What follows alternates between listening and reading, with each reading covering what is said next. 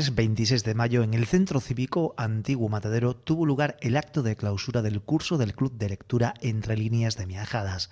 El acto contó con la presencia del poeta madrileño Alberto Guirao, quien estuvo acompañado por el concejal de festejo y asociacionismo Andrés Tornero. Les dejamos unas imágenes de lo que fue este acto de clausura del Club de Lectura Entre Líneas de Miajadas. Bueno, pues nada, buenas tardes a los presentes, bienvenidos a la clausura de esta temporada del Club de Lectura Entre Líneas 2017. Bueno, en primer lugar, excusar la ausencia de Gloria, que es la concejala de Cultura y Juventud. Los problemas son como la inspiración, vienen sin saber cuándo, ¿no? Pues entonces le ha surgido un problema a Gloria. Y bueno, pues estoy aquí en representación de ella, aunque no sea concejal de Cultura. Soy concejal de festejo y de asociaciones, por lo tanto esta asociación también me incumbe bastante, ¿no? Y también quiero agradecer al técnico de Cultura, porque como esto ha sido tan improvisado, pues me ha ayudado un poco a presentar este acto. Hoy celebramos, creo que tras una década o algo así, pues este día especial por una serie de razones y que les quiero mencionar brevemente. Primero, que el Club de Lectura te permite descubrir autores y estilos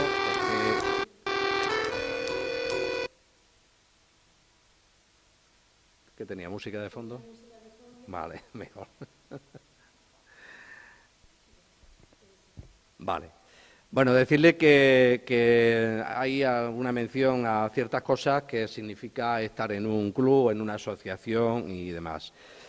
En este caso, el Club de Lectura, pues lo que te permite es descubrir autores y estilos a los que quizá nunca nos habríamos acercado o desconoceríamos. El pertenecer a un club pues, de lectura pues, te asegura, por lo menos, una cierta calidad en lo que se lee. Ser miembro del club pues permite también leer otro tipo y estar en otra predisposición para leer, estar más atento a la lectura, reflexionar un poco sobre el fondo de la lectura, en el estilo, en los detalles, en fin, una serie de cosas que tenemos en una novela o en cualquier otro tipo de lectura que hagamos. Nos obliga a tener un compromiso con nosotros mismos y tener un compromiso con todos los componentes del club. Pertenecer a un colectivo pues, nos hace cómplices del resto de los componentes, ¿no? De la afinidad y los gustos en común, te acercan a esa persona que de otra manera quizás nunca hubiéramos conocido, ¿no? Total, que al final los miembros de un club de lectura son más amigos que socios, en el que forjan nuevas alianzas para tener nuevos proyectos, ¿no? Y siempre cabe destacar que no hay un libro completamente malo. Últimamente hemos encargado unos bancos que estarán puestos en el que pone no hay libro malo que no tenga algo bueno. Por muy malo que sea un libro, siempre sacaremos alguna conclusión. Por eso dice que no hay un libro completamente malo. De todo se pueden sacar algo, incluso aprender de lo que no se debe hacer nunca a la hora de escribir. Bueno, pues desde la Concejalía de Cultura y Educación apuestan por este colectivo, por vuestro colectivo del Club de la Lectura, que ya está consolidado. Os apoyamos y mimamos cada detalle que os ayude a enriqueceros. Poesía bilingüe, jornadas de literatura, cursos de AUPES e innumerables actividades son las que día tras día complementan la lectura la cultura en nuestra localidad y facilitan al lector familiarizarse con numerosos autores expertos en la materia. Y nada, antes de terminar con este preámbulo, pues me gustaría enormemente agradecer esta tarde la presencia de Alberto Guirao, escritor, poeta y periodista madrileño, que a pesar de su juventud, muy joven, está reconocido con numerosos premios que él puede decir ahora. Y sin más, pues le paso la palabra para que les hable de toda su historia en el tema de en el tema de la lectura, que es lo que estamos haciendo hoy, la clausura de este Club de Lectura. Muchas gracias. Bueno, gracias por la presentación, por la introducción y también por explicar de manera lacónica en qué consiste el Club de Lectura de Viajadas, ¿no? Que yo desconocía hasta que me llamaron para venir aquí. Bueno, lo primero, os quiero pedir disculpas por la tardanza, el cuarto de hora que llevo de retraso, supongo que había estado esperando sin saber muy bien dónde estaba, pero no es por poner excusa, pero vengo desde Madrid a toda mecha con el coche y me he confundido un poco callejeando, lo cual ha sido un motivo para conocer más vuestro pueblo, ¿no? Por lo menos para conocer la calle central varias veces y algunos de sus habitantes también. Bueno, y más allá de eso, quería agradecer al Ayuntamiento, a los técnicos, al concejal aquí presente, que se hayan decantado por invitarme para clausurar el Club de Lectura. A uno siempre le hace ilusión que le inviten para leer su obra, darla a conocer o para hablar de literatura en general, que supongo que es por lo que habéis venido hoy aquí, ¿no? Para que os hable un poco de literatura o de cómo yo concibo la literatura y os cuente alguna anécdota, ¿no? Y si puede ser graciosa, supongo. Bueno, había planteado...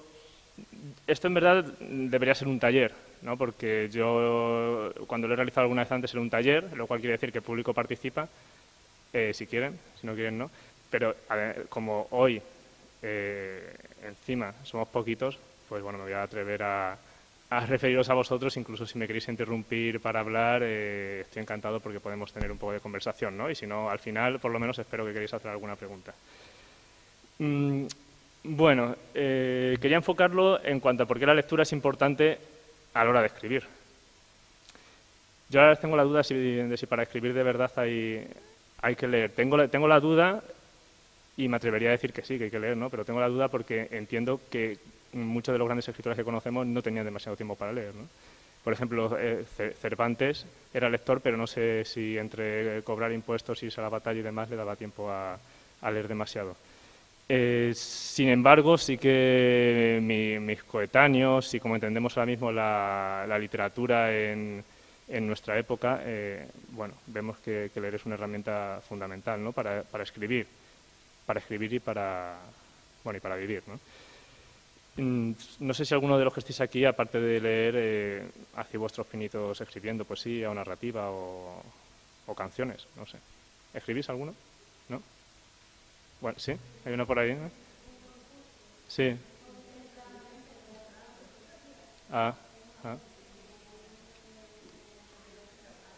Sí. ¿No? Pero bueno, por allí dicen... ¿Cómo te llamas? ¿Perdón? Dolores. ¿Y escribes poesía o no? Sí.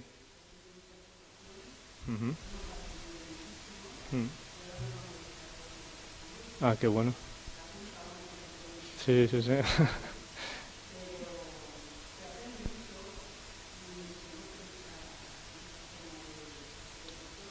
Claro. Sí. Bueno, pues agradezco tu presencia aquí porque podemos charlar, ¿no? Luego al final un poco sobre la creación.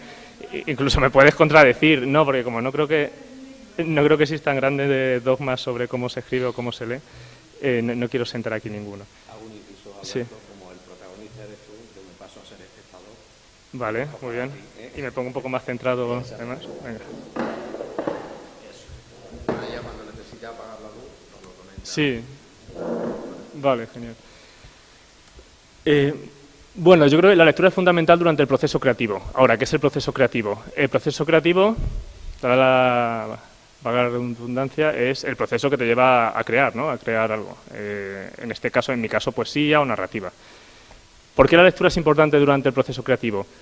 Porque lo primero es que creo que uno selecciona cuáles van a ser sus referentes, si bien no se puede vaticinar del todo cuáles van a ser, ¿no? Porque durante la lectura, unas lecturas te llevan a otras, y supongo que eso es algo que tenéis comprobado en el club de lectura. Sí que se puede hacer un intento por buscar aquellas lecturas que nos van a servir a la hora de escribir, pues ya sea por temas o porque nos guste cómo un autor trata formalmente ciertas narrativas. La lectura es algo fundamental para alimentar esa escritura, ¿no? De hecho, con otros colegas, cuando hablo con otros colegas, escritores, utilizan una expresión que es quedarse seco, ¿no? Y lo utilizan a menudo, dice, ahora estoy seco. ¿Qué significa estar seco? Que necesitas beber, ¿no? ¿Y de qué bebes? De los libros, ¿no? Entonces, de alguna manera, leer te insufla esa energía o esas ganas de volver a escribir, ¿no? Y de utilizar o las mismas formas o variar de alguna manera. Tampoco creo que el proceso creativo sea algo lineal. Yo cuando he escrito mi último poemario, del que luego os hablaré, os recitaré algo, que se titula Los días mejor pensados, el proceso creativo duró aproximadamente 2 años y ni mucho menos trabajaba en él todos los días. Entonces, durante estas épocas en las que me dedicaba a crear, a trabajar la poesía, volvía una y otra vez sobre los mismos poemas y a la vez compaginaba las lecturas, ¿no? De hecho, leía más que escribía, probablemente. Esas lecturas me hacían reflexionar sobre lo que yo estaba escribiendo, ¿no? Igualmente. Pero bueno, más allá de toda esta teoría, que supongo que queda clara, ¿no? De que la literatura no se empieza, cuando estás escribiendo una novela, no empiezas con el primer capítulo y terminas con el último, por lo general, sino que vuelves y haces varios procesos de corrección, de revisión, de escritura. Más allá de eso, quería poner algún caso práctico. Bueno, la experiencia, yo tengo 27 años, la experiencia que más me ha impactado como creador es una estancia hace 3 años más o menos en la Fundación Antonio Gala, con una beca. Si os suena, pero bueno, por explicaros un poco lo que es la Fundación Antonio Gala. Es un monasterio que hay en Córdoba. ¿Lo conoces, Dolores? Y allí acogen a artistas de varias disciplinas, no solamente de literatura, sino también de pintura. Convivía con músicos, con artistas, con escultores, con artistas visuales que empleaban los medios digitales, etcétera, ¿no? Entonces, ¿por qué me marcó esto? Bueno, me marcó porque la lectura siempre es más rica si uno la comparte, como habéis hecho vosotros. Y de hecho, uno no suele ser un buen selector de las lecturas que le van a venir bien, porque normalmente tira por lo que ya conoce, como para la mayoría de las cosas en la vida, ¿no? Supongo. Por eso es también el diálogo con los demás. Eso por una parte. Por otra parte, creo que lo interartístico, lo multidisciplinar, alimenta mucho a los creadores. ¿Qué significa esto? Porque yo probablemente al final acabé utilizando lenguaje también que era propio del medio audiovisual, del cine, o que era propio de la pintura, o quizás de la música, ¿no? Que si bien yo soy un poco negado para la música, al fin y al cabo la poesía necesita del ritmo, así que de una manera u otra lo vas a tener que trabajar. Bueno, esta experiencia pues fue muy positiva para algunas cuestiones, para otras a mí me costaba más adaptarme, ¿no?, a ella. La Fundación Antonio Gala es un sitio en el que te obligan, si quieres quedarte ahí, a 3 cosas. Ninguna de las 3 tiene que ver mucho con crear, ¿no? Lo que pasa es que luego en el espacio sí que creas. Y estas 3 cosas son desayunar, comer y cenar.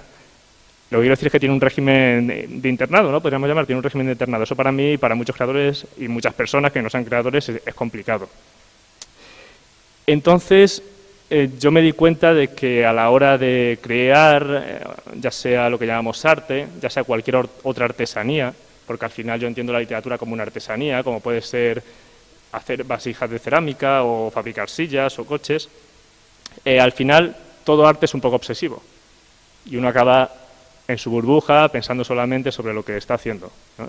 Incluso cuando tiene compañeros alrededor, lo normal es durante algunas horas al día encerrarse y no hacer nada más que estar creando. Entonces esto te puede conducir a lo mejor no a la locura, ¿no? Sería muy exagerado, pero sí a ciertos estados que no creo que sean sanos mentalmente. Ahí me di cuenta de que el humor es fundamental en literatura y en el arte en general. Es decir, hay que reírse de la propia literatura, porque al final, bueno, no sé, me han presentado como un escritor y ahora estoy aquí hablando como si yo escribiera, ¿no? Y que lo hago. Pero cuando yo estoy escribiendo, en el momento en el que podríamos decir puramente que yo estoy ejerciendo de escritor, no tengo esta pinta, ¿no? No estoy sentado en una mesa como esta, estoy en mi casa en pijama y probablemente en pantufla aporreando un portátil, ¿no? Es decir, eso es la escritura, ¿no? Un tío en pijama. Esto quizá lo que intento hacer es desmitificar un poco lo que se entiende como escritor, ¿no? O lo que se entiende como músico. Los colegas músicos que tengo son tíos que están dando saltos por su casa porque no les sale una partitura y echando horas y horas, y no son personas en ese momento, son personas que se están recreando, pero no tienen la pinta de lo que pensamos que es un genio, ¿no?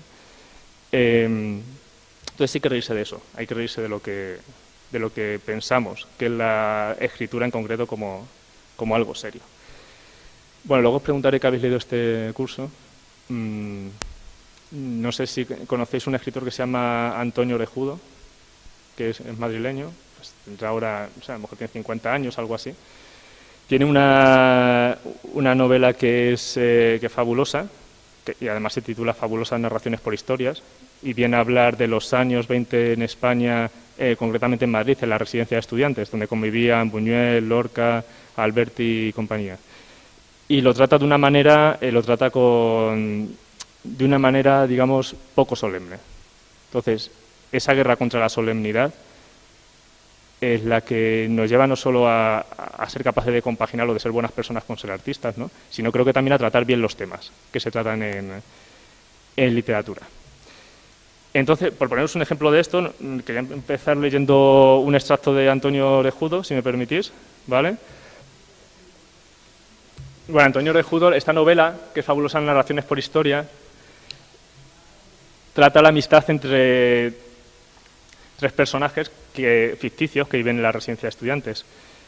Uno de ellos, el protagonista, sueña con ser escritor algún día y está escribiendo una novela muy extraña y formalmente innovadora para la época. La ha terminado y no consigue encontrar un prologuista, es decir, una persona que escriba el prólogo y de su aval, porque nadie confía en esa novela. Esta novela, esto es ficción, ¿no? Obviamente dentro del contexto real esto es ficción.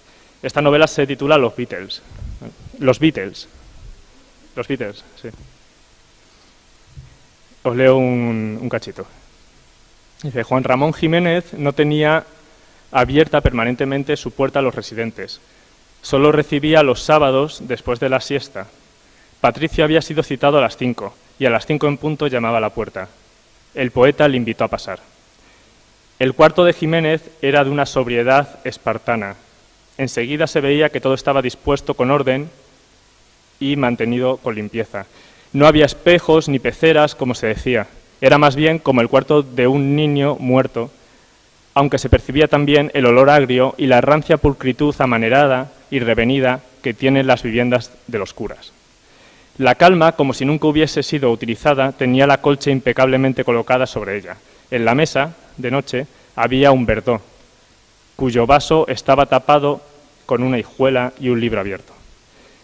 La mesa de trabajo, flanqueada por biombos, estaba frente a una pared y junto a la ventana, de modo que la luz entrara por la izquierda. Sobre ella unas cuartillas, una pluma y el manuscrito de los Beatles, que el poeta tomaba ahora entre sus manos, mientras invitaba a Patricio a que se sentara. No hubo preámbulos. He leído su novela, está plena de acierto prometedore, pero ugada como un to. He de decirle que es una obra demasiado inmadura, lo cual no es un defecto, sino que es normal. Esto lo leo así porque está escrito así, ¿eh? No es una interpretación mía. Tenga usted en cuenta que para escribir una novela es necesario mucha edad y experiencia y bla, bla, bla, ¿eh?, dijo Jiménez. Patrick tuvo la sensación de que el cuarto y con él ellos dos se ponía del revés, como si la habitación estuviera dentro de una clepsidra que alguien hubiese invertido en el momento menos oportuno. Coño. La alucinación duró un instante, de donde dedujo con resignación que aquella tarde ni siquiera se le iba a conceder el privilegio de la lipotimia.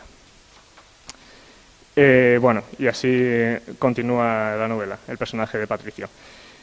Entonces, bueno, era por hablar de la lectura, ¿no? A mí me salvó, en cierta manera, la lectura de Antonio Orejudo durante aquel año fructífero y fatídico a partes iguales, ¿no? Porque salí de ahí con mucha cantidad de texto, pero bastante desorientado. Y bueno, en verdad fue una vivencia dura, también fue una vivencia bella y la quería traer aquí. Siempre hablo un poco de la Fundación Antonio Gala. No sé por qué, será que me quedo un poco traumatizado desde que estuve allí. Bueno, yo he publicado poesía, pero yo empecé a escribir narrativa. Lo que pasa es que en narrativa no tengo nada publicado. Estoy con una novela desde hace algún tiempo y pretendo terminarla algún día, pero no sé qué día será ese. Entonces, lo que quiero decir, para mí la poesía y la narrativa no son cosas muy distintas. Sí, al menos desde mi posición las entiendo de una manera similar. Y creo que no soy el único que lo hace, ni mucho menos, ¿no? Ya hay muchos autores para los cuales la poesía y la narrativa eran cosas muy cercanas. De